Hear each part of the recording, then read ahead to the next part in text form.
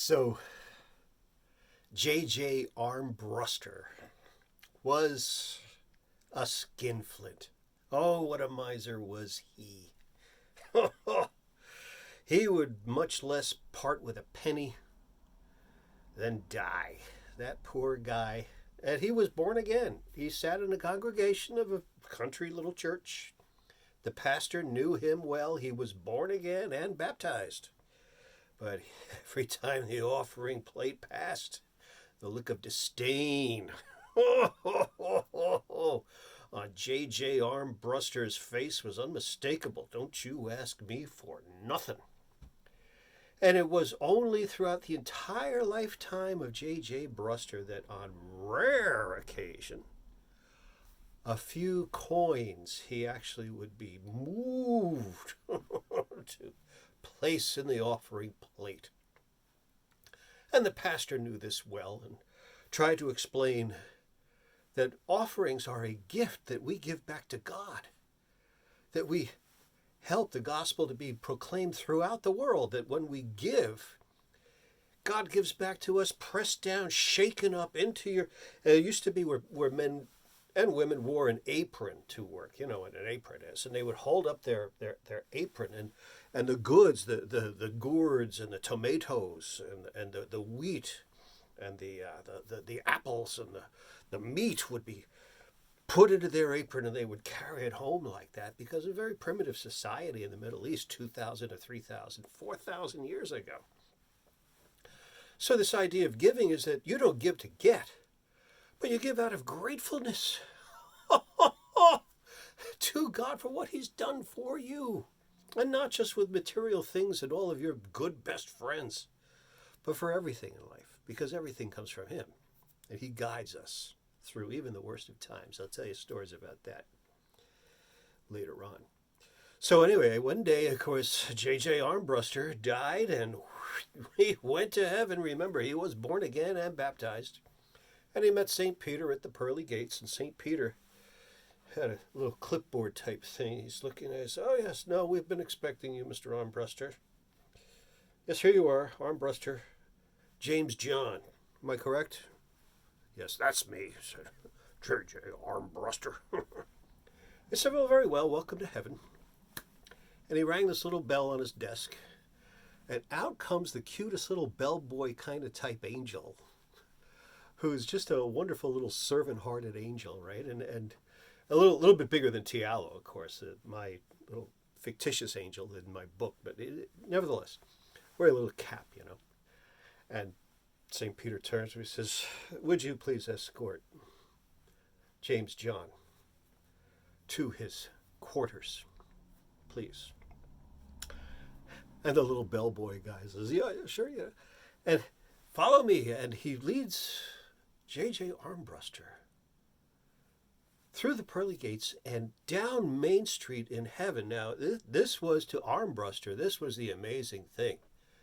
On either side of Main Street was a mile wide, it seemed. And it was paved with gold, solid gold, pure gold. It seemed to J.J. Armbruster that it went down at least 8 feet, maybe 80. There was no telling. It was so rich. He's walking the streets of heaven, and he's got shoes. On either side are these great, big, magnificent buildings. He could only describe them with a limited vocabulary as mansions. They were terrific. And everywhere was music, this heavenly music. It seemed to J.J. Armbruster that every orchestra, beautiful classical music and everything that had ever been made musically that was perfect was all melded together into one, everything, except everything was in tune and everything was on pitch. It was indescribable. And he was following this little angel guy, this cute little guy who brought him down quite a few distance, quite a few miles down Main Street. And then he turned right. And he went quite a bit of a distance that a ways. And J.J. Armbruster is following, really, but he suddenly notices, wait a minute, things are getting a little darker here. This is not the bright lights of Main Street anymore. And heaven, yes, it's not exactly darkness like we know darkness, but what here's the story, is that he turned left again, way, way, way, way down, and then another right. And finally he went through a pretty narrow door into not a dilapidated, but it wasn't such a great and ornate building. And that little angel guy brought him up 6 flights of stairs. And then down a narrow hallway all the way to the end, to this rather slim, small door, and the little usher guy produced a key and opened it up. So here you are, Mr. Armbruster. And J.J. Armbruster looked inside, and it was a broom closet, is what we call it. It was a tiny little room, no window. On the floor was a folded-up blanket. Next to the blanket was a rude, crude, hand-carved, 3-legged stool, not that high, not too high, not at all.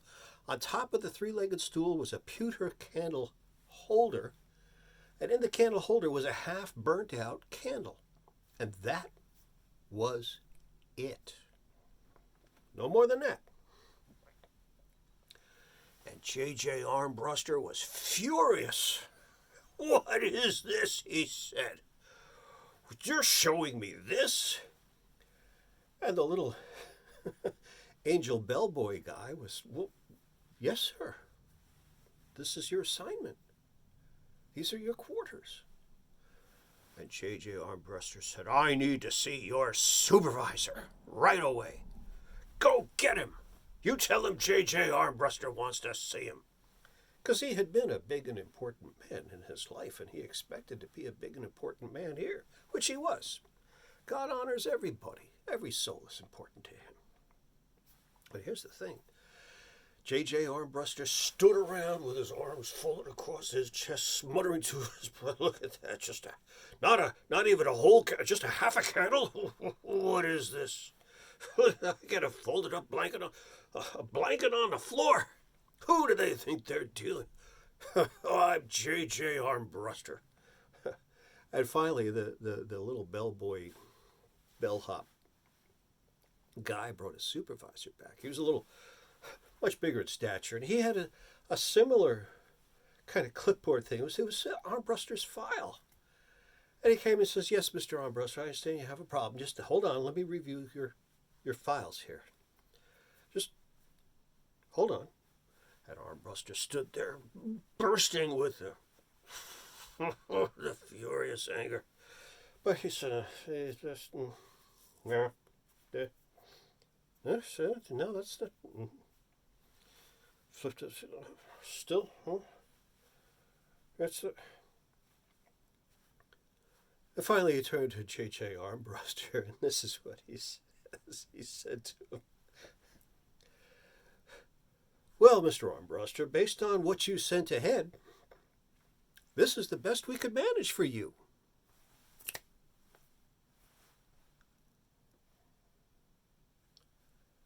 Generosity counts.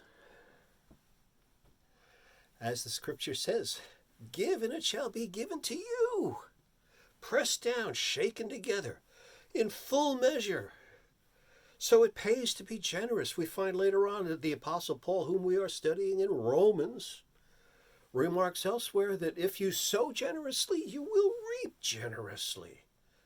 And I say this as your Sunday school teacher to encourage you to be generous with yourself. As you give of yourself to others, be generous to them. You'll find that it is reciprocated. You'll find that being out there is dangerous. Yes, you might receive words from someone.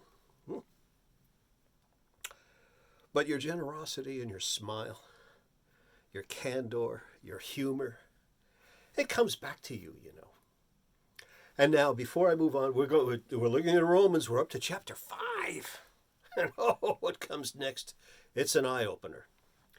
But I wanted to say is that, yes, the reason I'm doing this is that I hope to glean from all of my 200 million potential viewers, just 12 men and women who are filthy rich. They've been very generous in their lives, and they have lots and lots and lots and lots of money, too much money, way too much money, and they wonder what they can do with it. I am looking for 12 investors who are accustomed to taking risks and they have what is known as risk capital. This is spare money that they can afford to lose if it comes to that. And yes, I'll tell you right up front, I want to make movies and television shows with that money. I want 12 people to come in at $30,000 apiece for $360,000, and that'll be the nub and the hub and the nut from which we will grow a production company. I have 2 fabulously Christian film scripts, both character studies, and then, about 5 television shows, which are ongoing sequels of a private eye who discovers the whatever happened to Jehovah's gold when Jerusalem was sacked 2,000 years ago by the Romans. Interesting stories. And it's designed for Christians because the Christians need to be built up every day and encouraged and edified, which is what I try to do with my show. So on we go to, let's look at Romans chapter 5, beginning at verse 6, but we're going to back up a little bit. See you in just a minute. And don't you be no J.J. Armbruster. Very bad taste.